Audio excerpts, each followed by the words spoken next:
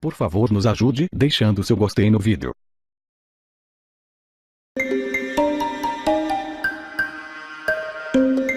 A gente fala agora de outra tragédia, uma tragédia natural. O furacão Irma matou 4 pessoas na passagem pela Flórida. Foi rebaixado à categoria 1, mas as autoridades alertam que ele ainda é muito perigoso e pode causar outras mortes e destruição.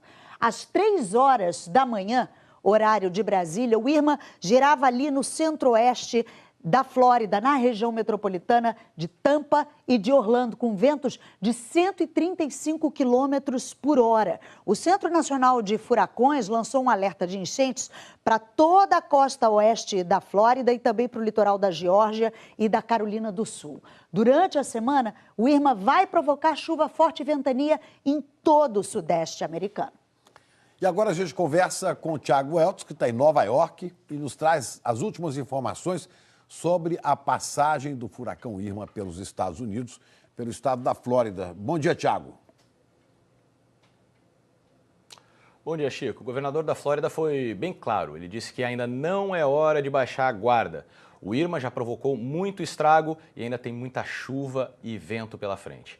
No início da manhã, caía muita água em Tampa e em Orlando, onde o Irma está passando nesse momento. Em algumas regiões costeiras da Flórida são previstos até 65 centímetros de chuva. O litoral é muito vulnerável porque o furacão está empurrando a água do oceano em direção à costa. As estimativas ainda variam, mas já se fala em quase 6 milhões de pessoas sem energia elétrica no estado. Os aeroportos de Orlando e de Miami permanecem fechados hoje. Muita gente ficou presa no saguão no fim de semana. A American Airlines chegou a anunciar ontem que retomaria alguns voos hoje, mas desistiu. A polícia diz que já prendeu 29 pessoas por saques e roubos em Miami. A cidade estava sob toque de recolher nesse domingo. Ninguém podia sair de casa entre 7 da noite e 7 horas da manhã. Muitos bairros de Miami estão debaixo d'água. Os correspondentes Sandra Coutinho, Orlando Moreira e Fernanda Saviolo estão na cidade. E a Sandra Coutinho conta pra gente agora como é que está a situação por lá. Bom dia, Sandra. Bom dia para você também, Thiago. Bom dia para todo mundo. Olha, na verdade, a gente está até violando esse toque de recolher para estar aqui conversando com vocês.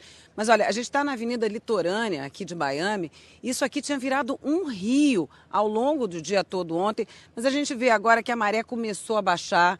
A situação já está mais tranquila. Não está mais ventando tão forte, nem chovendo. Ainda é esperada chuva para hoje. E olha, aqui a gente vê muitas árvores derrubadas no caminho do centro da cidade até aqui. A gente viu isso. Muitas placas no chão, muitas árvores derrubadas, muitos fios de alta tensão e muitos bairros inteiramente sem luz.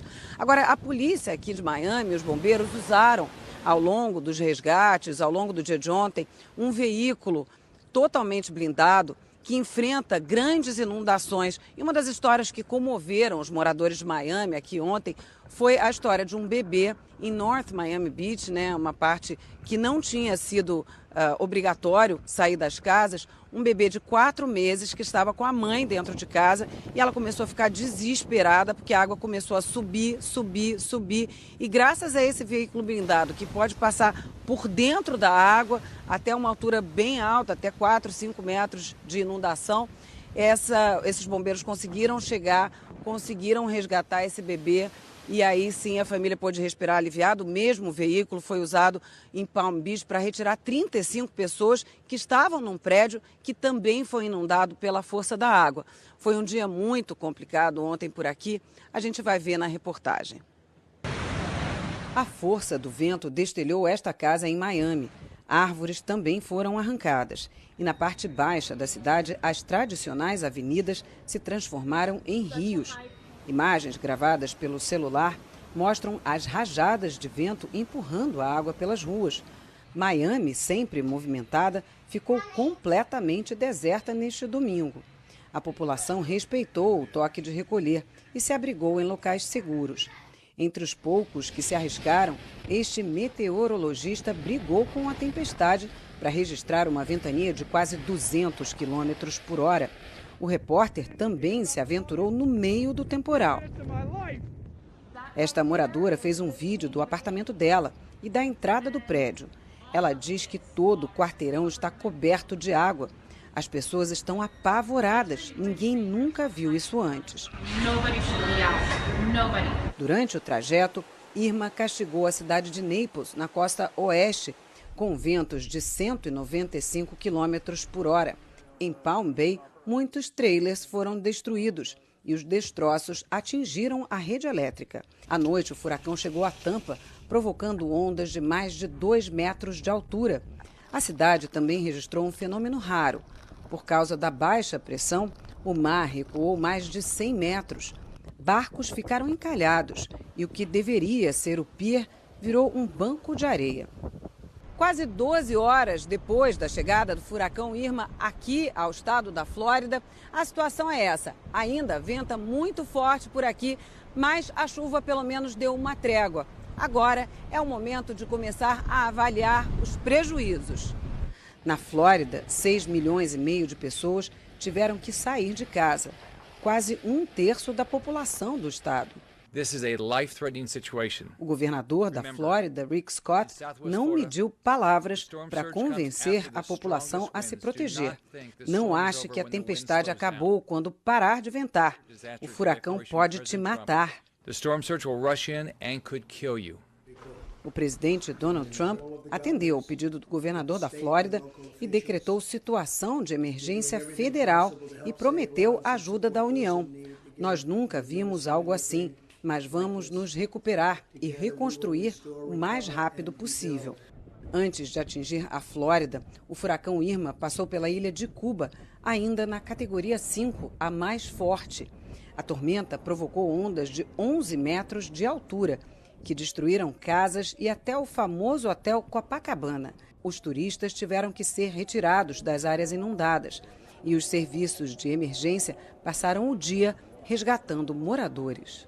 E o Itamaraty afirma que 60 brasileiros estão presos nas ilhas do Caribe, que foram os primeiros territórios a sentir a devastação do Irma. 32 brasileiros estão na ilha de São Martinho, que é dividida entre a Holanda e a França. 22 em Tortola, que faz parte das Ilhas Virgens Britânicas. E 11 estão nas Ilhas Turcas e Caicos, também sob a administração britânica. Um avião da Força Aérea Brasileira deve chegar em São Martinho amanhã para fazer o resgate. O Itamaraty está em contato com o governo do Reino Unido para planejar a retirada dos brasileiros em territórios britânicos. Semana começando, vamos falar com a Isabela Camargo sobre a previsão para todo o país. Oi, Isabela, bom dia para você. Alguma mudança no tempo vindo por aí, hein? Tem sim, Ana Luísa, bom dia para você, Chico, bom dia a todos. Mudança em parte do sul do país, com chuva forte na região da Campanha. Nas próximas horas, ela tende a diminuir, tá? Um temporal de granizo atingiu Uruguaiana já ontem à noite. Veja só. Pedras do tamanho de bolas de ping-pong, sim, caíram em alguns bairros. Estava muito quente, né? Isso quando uma frente fria aí se aproximou. Aí rolou aquele choque térmico que provoca o granizo. Então, essa chuva forte na fronteira com o Uruguai, ela deve diminuir nas próximas horas, mas aí ela se espalha pelo estado gaúcho, sul e oeste de Santa Catarina, oeste do Paraná, e aí também avança. Veja como o nosso mapa mudou, já com uma tendência aí da primavera e do verão, né? Oeste de Mato Grosso do Sul, Mato Grosso, região norte, avança para o norte do Maranhão. No nordeste, a chuva continua entre o Rio Grande do Norte, pega todo o estado de Alagoas, Sergipe e vem até o sul da Bahia. No restante do país, tempo muito firme e onde o sol aparece com poucas nuvens, a umidade do ar fica aí abaixo dos 30%. Sobre as temperaturas, quero que você veja que o calorão não está no Nordeste. As temperaturas estão muito elevadas no Norte e no Centro-Oeste. 38 Cuiabá, 35 Campo Grande, agora veja 40 Palmas, o Tocantins. A média para setembro já é alta, são 35 graus, ou seja, 5 a mais então para esta segunda-feira. 35 em Manaus e aí nós vamos lá para o sul com 10 a menos em Porto Alegre. São Paulo com 32 graus, Rio de Janeiro com 35 graus, Chico e Ana Luísa, são temperaturas mais elevadas do que as que fizeram nesse domingo. Então, quem já sentiu calor no domingo, em São Paulo e no Rio, hoje se prepare que vai esquentar mais. Você vê, né? E nem acabou o inverno, pelo menos teoricamente, né, Isabela? Diga aqui, durante a semana, qual é o seu destaque? Então, já que você falou do inverno, Chico, nessa reta final ainda continua muito seco, especialmente no sudeste. A gente vai ver aqui no mapa que a chuva vai ficar concentrada em parte da região sul. Por quê? Nós temos 2 bloqueios atmosféricos que não deixam nenhuma frente fria avançar. Então, a chuva fica concentrada aqui. Esse mesmo bloqueio atmosférico que está aqui no oceano, veja a setinha, joga umidade aqui para a faixa leste do Nordeste. Então, a chuva continua aqui também. E na região norte, já padrão normal aí para este período do ano, as pancadas de chuva continuam. Então, a gente continua com um tempo muito seco nessa semana no centro-oeste e no sudeste. Chico e Ana. Tá bom. Obrigado, Isabela. Boa semana para você.